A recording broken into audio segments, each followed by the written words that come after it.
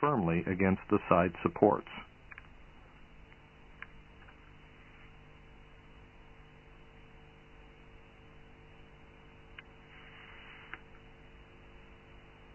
Adjust the side supports low enough for the blade to pass over them. In order to position the cutting head, use the crank. Push in on the crank to engage the locking pins to move the cutting head forward and backward. Pull back on the crank handle to engage the locking pins for up-down operation.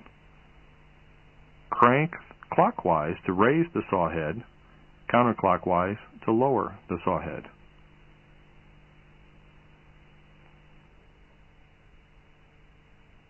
Push in on the crank handle and crank clockwise to move the cutting head forward and counterclockwise to move the cutting head backward. A blade height scale is attached to the carriage frame. The horizontal red line indicates the height of the blade above the rails. The yellow area on the scale indicates where the blade could encounter a side support or log clamp. Check that these are below the blade level before sawing, and remember to account for the kerf of your wood miser.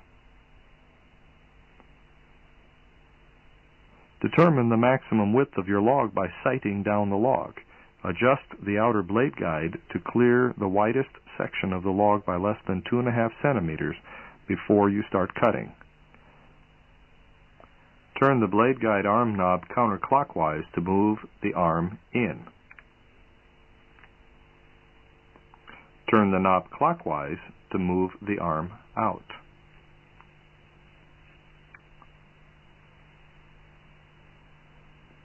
The lever next to the engine controls the clutch brake. Turn the clutch handle clockwise until it locks in the up position. This increases the engine speed to full throttle and engages the drive mechanism for the blade. To disengage the blade, turn the clutch handle to the down position.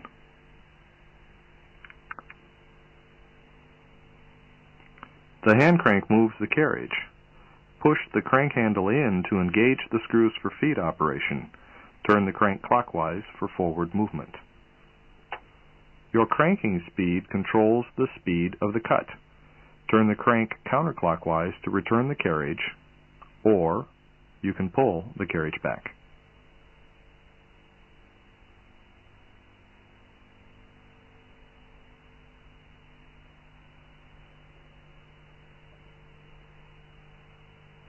Here's a few hints. To get a straight cut in the first part of the board, feed the blade into the log at low speed. This stops the blade from flexing and dipping up or down. Once the whole width of the blade has entered the cut, then increase the feed rate as desired. If you stop the blade while the back of the blade is still in the log, you can reverse the carriage without adjusting the blade up. However, if the blade clears the end, you must raise the carriage slightly to be certain the blade clears the log.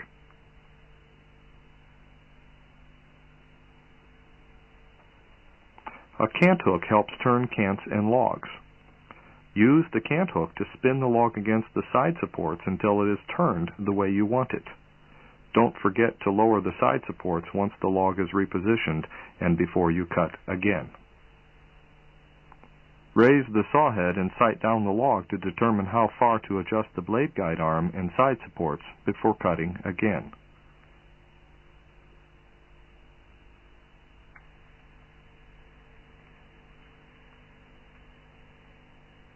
Remember, the yellow area on the scale indicates the blade may encounter side supports or clamp. Notice how the side support has been lowered. Remember that the blade cuts a 1.2 mm to 2 mm wide kerf. If you want 2.5 cm thick boards, lower the carriage 27 mm for each board you cut.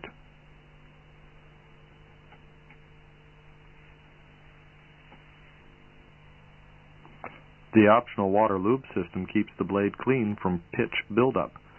A squirt of dishwashing detergent in the water bottle will help clean the blade when cutting wood with high sap content. Turn the valve counterclockwise to start the flow of water.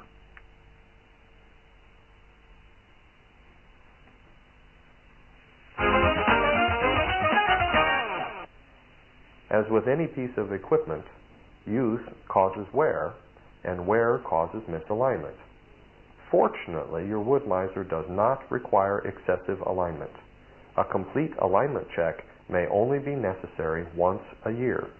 Occasionally, you may need to check your alignment on an as-needed basis. You should always check your alignment each time the mill is moved. The majority of inconsistent cuts are due to blade issues and not sawmill alignment. Always check your blade before making mill adjustments. Common blade problems include blade improperly set for the type of wood, sap buildup on the blade, pushing the blade too hard, dull blade, not slowing down for knots, or improper blade maintenance.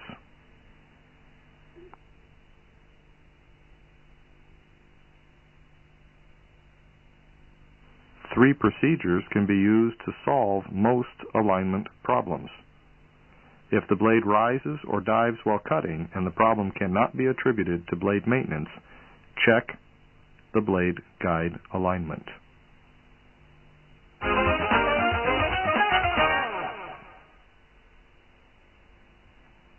To check the blade guide vertical tilt, clip the blade guide alignment tool on the blade near the inner blade guide roller.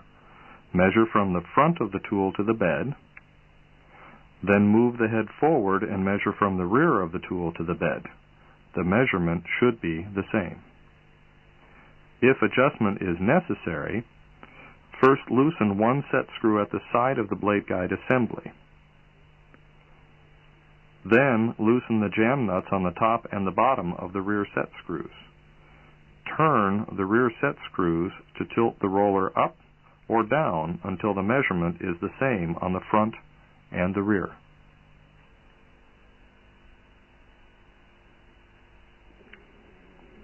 Repeat the procedure for the other blade guide roller.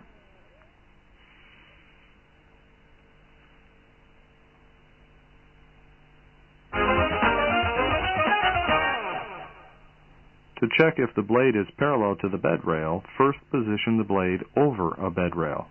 Measure the distance between the bottom of the blade and the bed rail at each end of the sawmill. The measurement should be the same. If cants are not square or you consistently need to make a trim cut when you turn the cant to maintain squareness, check that the side supports are square to the bed. Swing the side support up so that it is vertical.